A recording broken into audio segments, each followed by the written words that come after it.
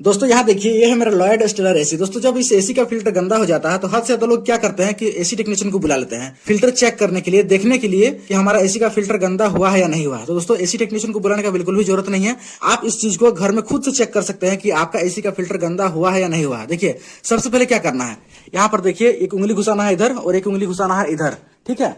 और इसको प्रॉपर तरीके से जो एसी का ढक्कन है इसको ओपन कर लेना है।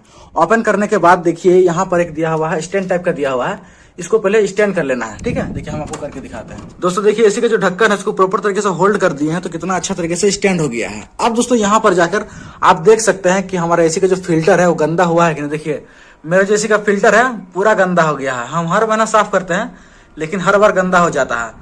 तो दोस्तों यहाँ से बहुत ही सिंपल तरीके से बिना एसी टेक्नीशियन को बुलाए आप घर में खुद से चेक कर सकते हैं कि आपका एसी का फिल्टर गंदा हुआ है या नहीं हुआ है। वीडियो अच्छा लगा तो लाइक कर दीजिएगा, चैनल को सब्सक्राइब कर लीजिएगा।